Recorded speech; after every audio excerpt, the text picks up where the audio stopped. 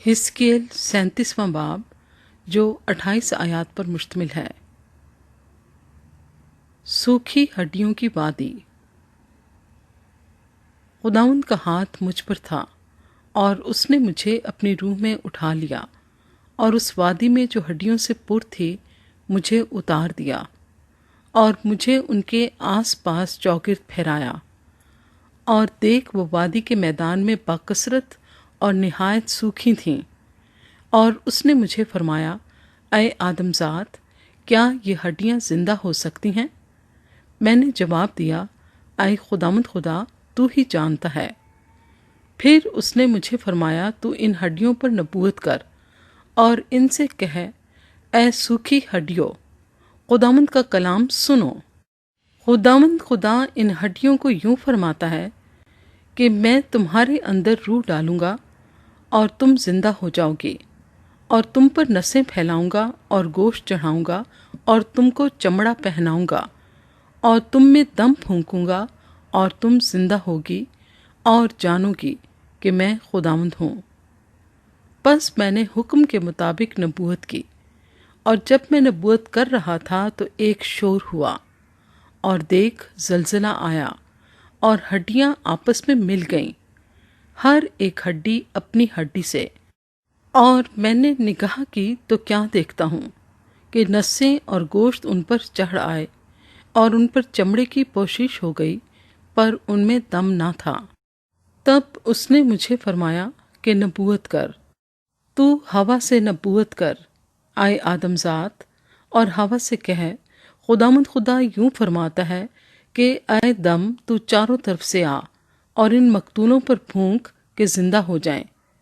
बस मैंने हुक्म के मुताबिक नबूवत की और उनमें दम आया और वो जिंदा होकर अपने पांव पर खड़ी हुईं, एक निहायत बड़ा लश्कर।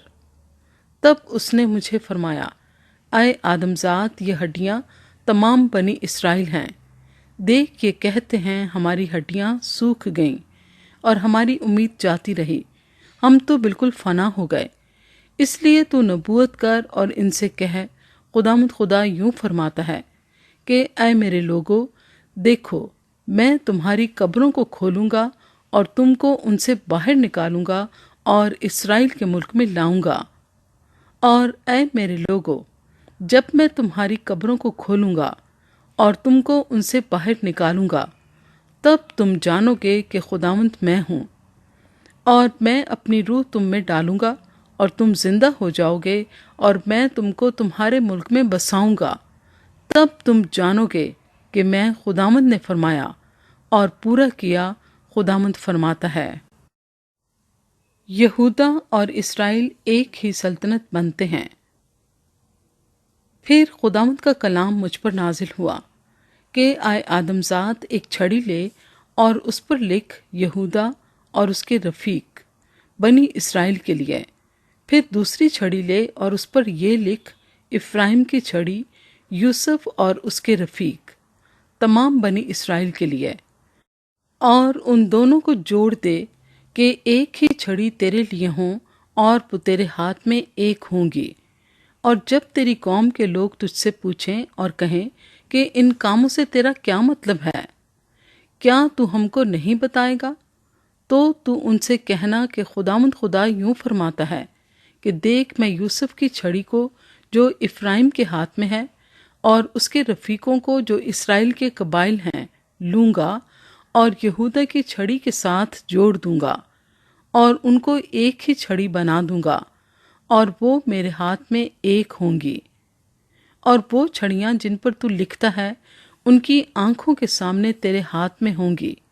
और तू उनसे कहना कि खुदावंद खुदा यूं फरमाता है कि मैं बनी इसराइल को कौमों के दरमियान से जहां जहां वो गए हैं निकाल लाऊंगा और हर तरफ से उनको फराहम करूंगा और उनको उनके मुल्क में लाऊंगा। और मैं उनको उस मुल्क में इसराइल के पहाड़ों पर एक ही कौम बनाऊंगा और उन सबका एक ही बादशाह होगा। और वो आगे को ना दो कौमें होंगी और ना दो ममलिकतों में तकसीम किए जाएंगे। और वो फिर अपने बुतों से और अपनी नफरत अंगेज चीज़ों से और अपनी खताकारी से اپنے آپ کو ناپاک نہ کریں گے، بلکہ میں ان کو ان کے تمام مسکنوں سے جہاں انہوں نے گناہ کیا ہے چھڑاؤں گا، اور ان کو پاک کروں گا، اور وہ میرے لوگ ہوں گے اور میں ان کا خدا ہوں گا۔ اور میرا بندہ داؤد ان کا بادشاہ ہوگا، اور ان سب کا ایک ہی چرواہا ہوگا، اور وہ میرے احکام پر چلیں گے اور میرے آئین کو مان کر ان پر عمل کریں گے۔